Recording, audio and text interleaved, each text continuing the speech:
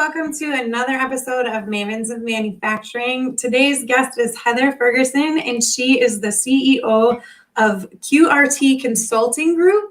And Heather, I just want to thank you so much for coming on today. I know it's a long weekend for most of us with Memorial Day weekend coming up, so I really appreciate you spending some of that time with us today. You have quite an interesting story. If people check out your LinkedIn, you have experience in several different areas. I know on there it said something like main taxologist or something for a company, but I just wanted to get like a background of, your journey and how you ended up in manufacturing and to where you are now with QRT Consulting and some of the things you do with that group. So can you start us off with just, your background and a little more information about yourself? Absolutely. First, I want to say thank you so much, Meaghan, for having me on Mavens of Manufacturing. This is a great opportunity to share my story, and I'm really excited to be here, and I'm really excited that you started this and you're doing this on a weekly basis. I think it provides all of us a really great opportunity. So thanks for that. I think the favorite interview question that I've ever gotten whenever I interview for a job is, you have a really different background.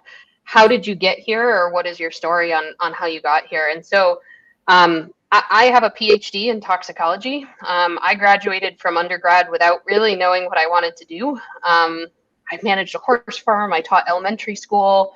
And then I went back to grad school. And because I couldn't figure out where I fit. And so grad school seemed like a good opportunity. I was good at school. I was going to get paid to go to school. So I went and got my master's and then my PhD in toxicology. And when I graduated from my PhD program, I went out and got a job with Abbott, and I was an environmental and occupational toxicologist. And so I had the opportunity to work in regulatory toxicology space, and I did that for a while. But it was still, it felt like an odd spot to me. It just didn't fit me or what I was looking for, even though I couldn't really tell you at the time what exactly it was that I was looking for. So I had an opportunity to move to Ohio and work still for Abbott, but in their nutrition business. And I started up a regulatory toxicology group. And it was really successful. I had great opportunities. I got to learn the regulations around food and infant formula and adult formula. I got to advocate for a lot of different opportunities in the regulatory space. It was a fantastic learning opportunity, but at the same time, I had a really great sponsor at Abbott who recognized leadership qualities in me as an opportunity. And I had a really strong desire to understand how the work that I was doing as a regulatory toxicologist was actually impacting the bottom line of the business in the manufacturing space, because decisions that I was making had to be implemented at our manufacturing plants, and I really didn't understand what that meant. So I had a really interesting opportunity to move into manufacturing with Abbott Nutrition, and I was able to basically step down a few positions in the grade level that I was in at Abbott to move to a position in operations, and I managed a group called processing, and that was a fantastic group of people that manufactured the liquid nutritional products for Abbott. We made Ensure, Similac, and a number of products for the business. And so that was my first step into operations. And I loved it. I had responsibility for a group that worked 24/7, 365 for the most part. We had very few days off in a year where the plant was actually shut down. I learned a tremendous amount from the folks that worked with me in that organization. They taught me more about manufacturing and the opportunities and the challenges and all of the benefits that really came from working in that kind of environment. And so from there, I had an opportunity to work in what was really a design quality sort of space, working on helping bring product from design into manufacturing and understanding the different ways that we manufactured product. And from there, I moved to Cardinal Health into medical devices. And had an opportunity to be responsible for quality operations across 6 of their manufacturing plants. And I really enjoyed that opportunity. Again, I learned a ton. And I got to apply all of my operations skill set and quality skill set and regulatory background to operations. And it was fantastic. And so then from there, I moved into a smaller med device facility and had responsibility for operations and quality. Again, a fantastic team. I absolutely loved working with the group that I recently got to work with at Willowwood. Great group of people. We made a lot of changes. We did a lot of different things. And the business really came along as a result of all the work that we did together. And then end of last year, I started my own consulting business, QRT Consulting Group, to be able to work within operations and quality and regulatory space and toxicology within different businesses, basically to be able to support folks in a number of different areas and a number of different device stages, whether folks need help bringing a new product to market or have an existing product they want to change market. My team really supports the ability to do that with a number of different businesses. But I really enjoy it because I get to work with a lot of different people and on a lot of different products. And I get to help advance healthcare. And so it's been a great opportunity. But I couldn't have done what I'm doing now without having sort of moved through that crazy transition that everybody kind of asks. How did you even get here? What are you doing? Yeah. Operations too is such an interesting area because I don't think a lot of people outside of manufacturing understand like what all is involved being the head of operations. It's just you deal with a lot of moving parts and you work with everyone really that's involved within the company, and you have to know, okay, how does this get from point A to B, from point B to C? Where are hangups? How can we make this process, more efficient as well as cost efficient? Like there's so much involved with it. And you really have to have the type of personality, I think, to get along with everyone in the company to be successful at it. So I think you're one of very few women that I've talked to that have actually been involved in the leadership position of operations. Most of the time I see a lot of men in that group. So it's Agreed. Really a great opportunity for women to use a variety of their skill sets, especially like their communication. So that's amazing that you went from, one place and experienced all of those things. With QRT Consulting, are you mostly focused in the manufacturing sector, or are there other sectors that you're involved with? And then if it is just manufacturing, are you mostly medical or do you focus on other industries as well? Yeah, great question. So we're mainly focused on med device, a little bit of nutrition, but we're mainly focused on med device. And we do work mainly in the quality operation space. So the application of the regulation to the operation and how we enable manufacturing within the compliance boundaries of the products that you're looking to manufacture and put on the market. Okay. Yeah. So then in terms of, because one of the main goals for Mavens of Manufacturing is to really bring awareness to the sector and attract younger generations who might be, stuck on what career pathway they want to go. I've mentioned my daughter in several episodes already of Mavens of Manufacturing, and she's graduating next year and she wants to go into medical and do more of like the nursing type career pathway, which is great and fine. But listening to a lot of her friends, none of them are really looking into manufacturing or engineering. So in terms of recruiting and retaining skilled talent, where do you feel the challenges are for manufacturers? And maybe it's more focused on the healthcare industry because that's what you focus on. Where do you see the challenges and the roadblocks that manufacturers are facing? Yeah, it's a great question. I think one of the biggest challenges around manufacturing and the opportunities is in manufacturing, as you mentioned, right? So there are a lot of skill sets that I think people don't recognize as being important in the manufacturing space and also important for being successful in manufacturing. To your point, right? Communication is paramount. And as a leader within the operations space, absolutely, you have to be good at chatting and talking to all sorts of people and understanding, where things are coming from, what they're doing, and where they're going next, right? To really understand and help the process to be effective. And that is true at the leadership levels, but I really believe that the people who are making the changes in manufacturing are the people who work in the job every day, right? Those are the people who have the capability, they understand the process, they understand the products the best, they understand how things come together, they understand what they need to do their jobs.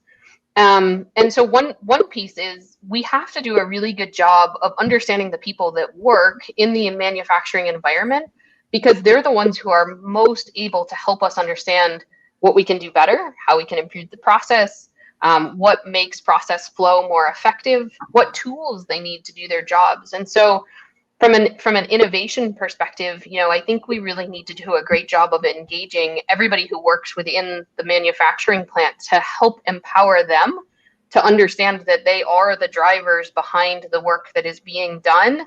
And they are also the drivers behind helping to make the business be effective. And so I think people really struggle to understand the importance of their role within the business, because we often don't do a great enough job of focusing on them as the business, right?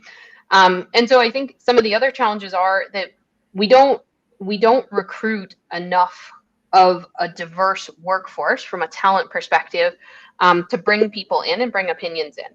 And so, from my experience, innovation comes from diversity, and that is in all different directions. It doesn't matter what that diversity is. What I'm talking about is diversity of experiences.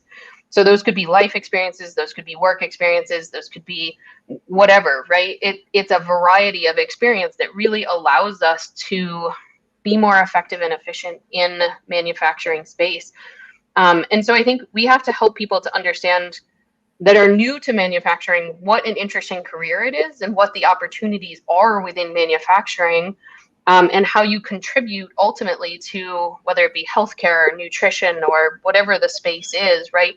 How you're actually contributing and what a difference you make on a daily basis. And then we really need to pull people with diversity of experiences into the manufacturing space and be really intentional about pulling people in, because we need the talent and we need the capability to continue to manufacture.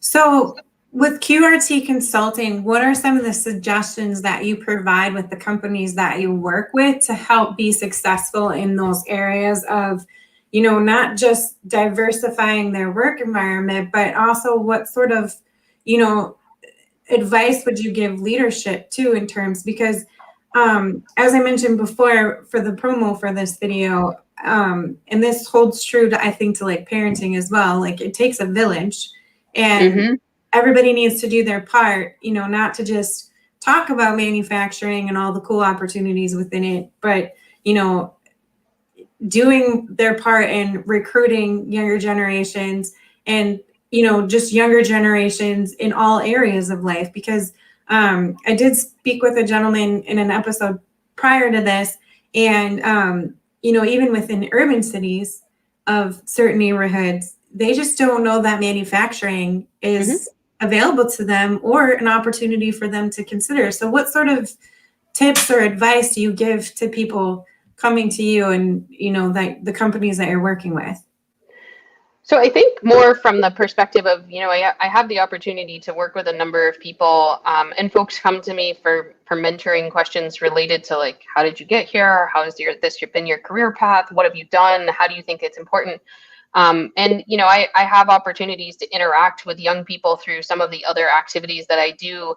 And I think one of the important things about manufacturing, and to your point, it takes a village and getting people engaged, is I'm a perfect example of when I was in high school or even in middle school, and it could be from a time perspective of when I grew up and when I was in those eras of my life, right? But nobody really thought of promoting engineering as a career path for me, or thought of manufacturing as an opportunity. But frankly, I was a kid who never sat still. I did everything all at once, all at the same time. I could get into 9 different projects and complete all of them. I was really good technically, I was really good hands-on, but still it was not something that people thought of for an opportunity for me as what potential could be. And so I think we have to do a really good job of recognizing kids' opportunities as being vast, right? And exposing them to different pathways and different opportunities. And it may not always be the standard path of where you came from or what your parents have done or your grandparents have done or those sorts of things. But I do recommend that people, not discount the idea of manufacturing as a valuable career and an opportunity to make a really good income for your family. I mean, manufacturing jobs pay well. There's opportunities often for overtime with a number of companies that if you're willing to work it, puts extra money, in your pocket. People do well in manufacturing careers and are doing really well. And so, I think there's sort of, to some extent, people worry about what it's like to work in a factory or, what happens in those sorts of environments or what does it look like. And I think, it would be really beneficial to be able to have people have more exposure to what it looks like to have that job or to work in that job, because unless you know somebody or you have somebody in your family who's been through that experience, you don't necessarily know what it looks like or how to approach it or how to get there. And so some of the opportunities for kids are in internships, right? Or, between in high school, even from the perspective of, is there an internship in a manufacturing plant that, maybe your neighbor works at down the road that you could get involved in, or those sorts of things. I think there's also opportunities in colleges or even without college, coming out of technical programs, to get kids moved towards manufacturing who are good with their hands and do good work. But from a adult population perspective, there's a lot of people who've thought about career changes or doing something different. There's a lot to be said for thinking about different opportunities and thinking way outside the box from what that looks like. And there are a lot of people that if you reach out to them in manufacturing space, right, that are happy to answer questions about what they do or what their career has looked like, or how to go down that path. So, I recently read a book that was really good that's called Blue Collar Cash, that talks all about a guy who, worked in a blue collar job and made a great living for his family and was incredibly successful in the manufacturing space. And part of the reason he put that book out there was to demonstrate the value of manufacturing careers and the opportunities that exist within manufacturing. Mm-hmm. I think too, a lot of it comes from really good mentorship as well. I've heard a lot of conversations that, kids at a young age, if they don't find someone that they can really trust or have them believe in them, they feel like they're limited. And so they won't pursue as many risks because, they're either afraid that they're not good enough or not skilled enough, or they're afraid of failure. And I think part of that conversation needs to be like, okay, failure is fine to do. Making mistakes is okay because that's how you learn. That's agreed. The whole process of innovation and trying to figure out how things work. And, I look at my two sons who are like 3, they're 2 and 3, and they're just curious about everything. And they don't have that fear factor yet. They jump off of stuff and they'll do it again. And it doesn't really matter, if they get hurt or not. They just want to see what happens. And I think part of that curiosity and stuff is still around when they're in grade school and elementary school, but it kind of falls off in high school. And I think it's because we're trying to raise kids in high school to be, responsible adults and contribute to society. But sometimes that can make them like, okay, if I don't follow this rule, then I'm going to get in trouble. And it's, there's negative consequences to it, where I think we kind of need to rethink that route and still allow them to be curious and kind of focused on things. And I'm not like promoting breaking the rules, but taking risk and thinking outside the box, like you said, so that, they can keep that curiosity and pursue things that they're passionate about and that they enjoy doing.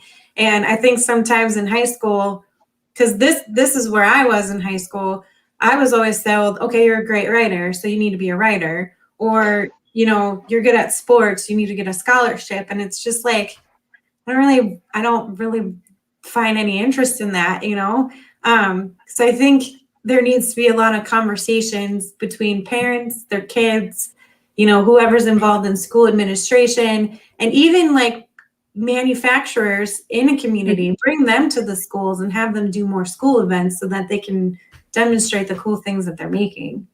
Yeah, and I think the same thing carries through into adulthood, to be completely honest, right? From a leadership perspective, innovation in manufacturing spaces and innovation in general comes from taking risks. We don't innovate by not stepping out of the box. We innovate by stepping out of the box. And so as soon as we put people in a box and we tell them, don't take any risks, but we want you to figure out better ways to do this, you're not going to get innovation, right? So people have to feel comfortable in their position, knowing that I can step out of the box. I can make suggestions on how to do things, right? When you work within a regulated environment, you obviously cannot change a process that's validated, right? Like you can't just go make a change to it.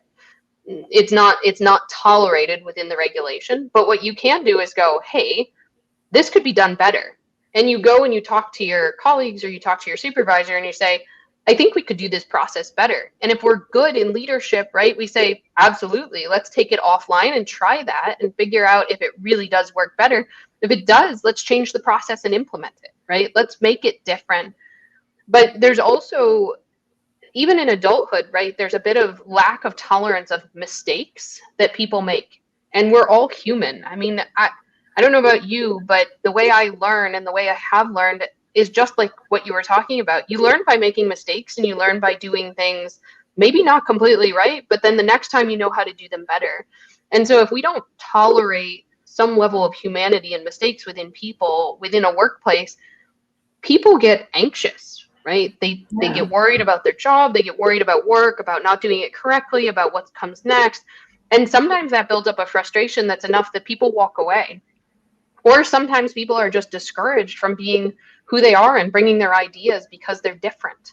And instead of discouraging the different ideas and the different thought processes and the different ways that we could do things, we need to encourage all of those things, right? If you're being negligent, it's a totally different thing, right? Like if you're intentionally doing something wrong that's compromising the product, that's not what we're talking about. What we're talking about is like being human, owning your actions and the things that you do. But even within a process, for us to believe that when people are involved in a process that mistakes are never going to get made is impractical. So we have to understand that it's acceptable, just like with kids, that it's acceptable in adulthood as well. Like you make a mistake, you own the mistake, you immediately say, hey, I made an error, right? We'll fix it and we go on. But, I think a lot of times we put people in boxes and we have expectations that may or may not be reasonable for their capability and what they're doing. And we have to help people grow within the context of who they are and where they want to go and what they want to be. And that doesn't mean that everybody wants to be a rocket scientist, right? Like that's just not a thing. We have to meet people where they are and we have to help people to grow, to do what they want to do and contribute at the levels that they want to contribute at, because everybody contributes, and having all the different types of people and thoughts and the way people think is what will make us better, as long as we can bring that, bring ourselves to work every day, right? Show up and be responsible and accountable for the work that we do. We're going to get better. And so I think we just have to keep encouraging people to be people and bring themselves and bring their who they are, right? And help us to get better. I mean, I think it has to continue. That makes me think of a question, because I know that you've talked about, some negative experiences that you've had in manufacturing, and there are places out there where, employees are afraid to speak out or, offer something to the table, because the leadership is so ingrained that, this is our company. We've been running this company for years. This is how we do things. This is how we're always going to do things. And there's kind of that intimidation factor where, they might say, yeah, we want to be innovative and we want to hear your ideas and we want to do this. But if you're not doing it this way, then there's going to be negative consequences. What do you say to, individuals, maybe either to the leadership or employees that are dealing with that type of leadership, what would your response be in those types of situations? Yeah, so it absolutely happens, right? People, companies, privately, publicly owned, whatever it is, right, will tell people that we want to be innovative and we want you to bring your ideas. And depending on the size of the company, it may be just the manager themselves that's the issue versus, the entire company that's an issue, right? But for yourself, you have to recognize when you're not being met as a valuable asset to the business, right? So if you don't feel valuable to the business, you need to think about if it's an action that you need to take or something that you're doing that's impacting, the perception of what that looks like, or you need to consider whether or not, it's really about the company and the company culture or even the person that you're working for. And if it's not a fit, you need to recognize your skill set as a skill set that has value and can contribute to a different environment, and work to find something that is a fit for you where you feel valued, right? And I'm not saying that you can walk in the door and expect somebody to value you with making no effort, right? Like you have to show up. You have to show up. You have to be responsible. You have to be accountable. You have to want to do the work. And if you're doing all those things and you want to contribute above and beyond, and you're not being met at a place where you feel valued, then you need to consider something else. And for leadership, what I would say is meet people where they are, right? Understand the people that work with you. And I want to be really clear. You'll notice that I'm not saying the people who work for you. It is the people who work with you, because people make a choice every day to come to work and work with you, right? And if people don't want to work with you or they struggle to work with you, you need to look at yourself and take into consideration whether it's you that's driving the issues that exist within the folks that you're leading, right? Because our job as leaders is to meet people where they are, to help them grow every day. That is literally the job, right? You are helping the business and you are delivering the bottom line and you are doing all of those things. But your job as a leader is not to do their job. Your job is to help people do their job, to remove barriers, to help them stay motivated, to understand who they are and what motivates them, and to keep them moving, and all of those sorts of things, right? Like you have to show up and be willing to take that on. And if you're in a leadership position and you don't want to do those things, you also need to be able to raise your hand and go, this isn't really for me, right? Absolutely. Like I don't want to do this. I don't want to help people grow. I don't want to manage people's responsibilities and accountabilities. And I don't want to deal with people every day and humanity. Then you're in the wrong place, right? Like Absolutely. that is the job. So it can be hard too. That reminds me of a post that I saw on LinkedIn the other day, which was really interesting. So, I mean, manufacturing, we're all talking about the skills gap. That's, the challenge for manufacturers. And there was a gentleman on LinkedIn and he's like, there is no skills gap. And I was like, okay, you caught my attention. What is this? And he basically was saying that there are skilled workers out there that are really good at what they do and they want to work, but companies aren't willing to meet them on the level of where they believe they're valuable. And I thought he brought up a really interesting point because, some companies, they have, their job descriptions, and I'm sure you've seen it before at the bottom in fine print where it says, and as more responsibilities come up, which drives me absolutely crazy because it's like, not everyone wants to be a T employer where, they have their specialty, their niche, but then they're expected to do all these other things. Like, pay people what they're worth in the niche that they specialize in. And then, if you need something somewhere else, look for someone there. And he was just saying, it costs me money to make these investments, but you know what? The investment was worth it. My employees are happy. They know I'm willing to work with them and meet them in the middle. They know that they're paid what they're worth. And it's helping my business overall, especially the profit end of things. Like Mm-hmm. they're willing to come into work, they're willing to work hard and produce because they know that I care, they know that I'm learning from them, and it's a win-win everywhere. So I thought it was a really interesting point that he brought up. I think it actually goes just a little bit beyond that too. When we hire people for a specific job, and I remember a very distinct conversation that I had with one of the employees that worked with me. He said to me, look, I come here every day because I want to do this job. I want to make this, right? This is what I want to do. But the company is now asking me, on top of doing this, to do this and to do this and to do this and do these things. It's a distraction from me being able to do this really well, which is what you hired me to do. And all of these, I'm not saying these things don't have value, but why are you asking me to do them when my skill set is this? This is what you hired me for. This is what I do really well. And this is what I want to show up every day and do. Yeah. Right.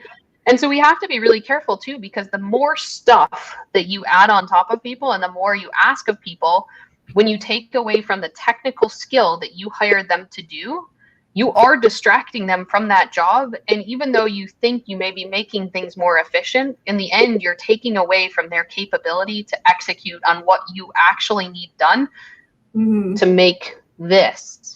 Yeah. Right? So, and to follow up with that too, because I was in a position exactly like that. I was hired for one thing and then got moved to do something else that I had no experience in. And I was very vocal about that. And they're like, well, we'll put you through the course. You'll learn, you'll do this. So the only reason why I know as much as I do about project management is because they put me through a course. And there's a lot involved with project management, a lot. And I have so much respect for project managers because you have to be on it. There's so many moving parts going on. And you have to keep track of dates and deadlines and, budgets on different things. And it can be overwhelming and stressful. And, I felt like in that specific situation, I was set up for failure because I was very vocal, like, I'm not going to do well in this. I've never done it before. Yeah, I have great time management skills, but that doesn't make me a project manager. It's different if you want it, right? There are some people who want to be the project manager, right? And want the opportunity, but we need to ask. Right. We shouldn't just now add these responsibilities to you because you're here and I see this potential in you. It's not fair for me to say, hey, Meaghan, I see that you've got all these things and you want to do this. And you're going, I don't want to take on more responsibility. I do this well. I show up every day and I want to go home to my family at 4:00 in the afternoon and that's it, right? Yeah. Like, I don't want to do more. This is what I really enjoy doing. That's okay, right? Yeah. And we have to be okay with that, and find somebody else, right? Ask, and it may be the person that you wouldn't necessarily think of, but the reason that they're demotivated is because they're not doing more and they want to do more. Right. So it's really listening to your employees and figuring out where they want to excel. Like I'm the type of person, like I love performance reviews. I love knowing where I'm falling short or where I'm doing good. And I think companies need to really focus on those as well too, and make sure that, you're encouraging your employees to actually talk during those moments, because, sometimes they can be intimidating situations where employees just agree and they're really not invited to provide feedback or debate some of those things. So Heather, I really appreciate you coming on today. I've enjoyed our conversation. And me too. As a final question, I just wanted to ask, we met on Clubhouse actually, where Clancy is one of my coworkers at PhotoFab. She's the marketing director there. And we were invited by Tom Salim of Device Talks to join in on a conversation that really turned into women in manufacturing, especially in the medical industry. So it was kind of fun that it kind of switched pathways. And then you reached out to me wanting to know more about Mavens. And then I asked if you wanted to come on. So I just wanted to know from, my personal curiosity, what made you want to come on to Mavens Manufacturing and share your story? Like what do you like about this whole concept? Yeah, so I really appreciate the fact that you're highlighting women in manufacturing and the skill sets that women bring to manufacturing. I mean, in the time that I was in various different operations, one of the groups that I was in didn't believe that females were capable of doing the job. And so, the feedback was any female who comes leaves because they can't do the job. But it was more that any female that came never felt like they could be part of the team because they were always looked at as different. And so during the time that I was in that role, more females came into the organization and were capable of doing the job and demonstrated capability, but they still had hurdles to climb, right? Every day they showed up, they had to prove they could do the work. And so, I like the fact that you're highlighting the role that women have in manufacturing and how women can participate effectively in these jobs, and to not discount it as a career possibility. And so there is so much benefit that comes, again, from all sorts of diversity of experiences that really brings manufacturing to a different level and capability. And so I think we need to continue to highlight that. And, being female and having been down this path and understanding what it looks like, I wanted to support you and what you're trying to do, but I also wanted to support the women that are out there that are thinking about it as a career, or questioning whether they should stay in the career path, or questioning whether they really do fit. You fit. If it's what you want to do and you love it, you fit, do it, right? Don't let other people tell you that it's not traditional, or it's not something you should be doing, or why don't you consider a different career path. Choose it and run with it and do whatever you want to do with it as a career path, and keep going. And don't apologize either for having a voice. Well, thank you so much. I appreciate it. And thank you. That really does remind me too. I was going through my LinkedIn feed and I was seeing all these wonderful panel discussions in manufacturing. And there was only like 1 or 2 out of the 20 that I saw that actually involved one woman panelist.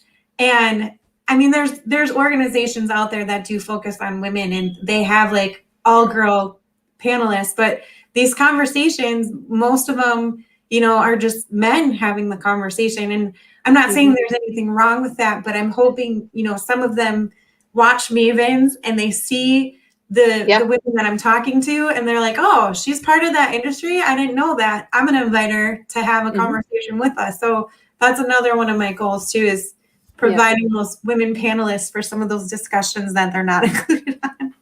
Yeah, and I do want to call out, where you and I met on Clubhouse, and the reason that I jumped into the conversation is it was a man who asked the question of all of us that were there, how has your journey been as a woman within manufacturing? And I think, that was what really got me excited into that conversation, because we all, regardless of our, who we are, need to think about how to pull people in and how to ask those questions, right? And men in leadership need to be asking these questions and not be afraid that bringing a woman means that they're less capable or less able to do the job or any of that, right? It's just another person and another thought process. And we are equally capable to do the jobs within manufacturing, right? And so, I really appreciated his desire to have that question answered and to ask it in the first place. And so we need to ask more of those questions. It was a lot of fun. I feel like we need to be invited more to the poker table and contribute to that pot, that can help not just raise awareness for manufacturing, but also help nonprofit organizations who do such a great job with the scholarships and the grant money and all that stuff to help people, not just women, but younger generations as well, get through some of those programs. I know that the TMA has a great grant that they're doing now for women who are currently in manufacturing, and it helps them if they need new tools, new clothes, transportation, childcare. I think organizations like that are great. Agreed. Is there a question you were hoping that I was asking that I didn't ask during our conversation? No, I think we had a great conversation, and I just really appreciate the opportunity to be here, and I absolutely support what you're doing. And I'm really excited that you've gone down this path and you're helping others to understand what the opportunities are.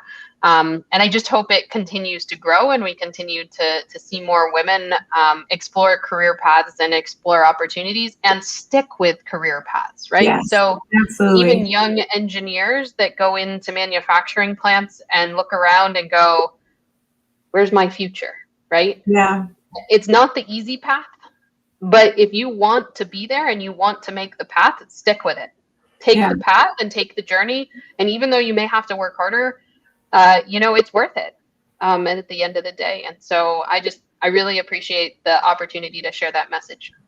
Thanks so much, Heather. So thank you. For anyone that's listening in, Heather Ferguson, she is available on LinkedIn. She is the CEO of QRT Consulting, and I'm going to put the website down below. Feel free to reach out to me if you want to ask Heather any questions, or you can probably message her on LinkedIn. But check out QRT Consulting. And thank you for joining us for another episode of Mavens of Manufacturing.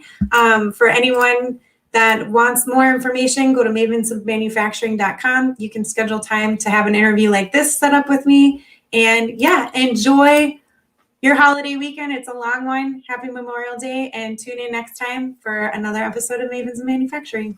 Bye, everyone. Thanks, Meaghan. This episode of Mavens has been sponsored by Fresh Horizons Group.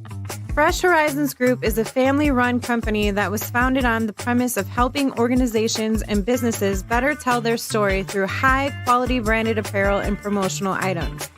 Freshen up your brand by contacting Fresh Horizons today at freshhorizonsgroup.com.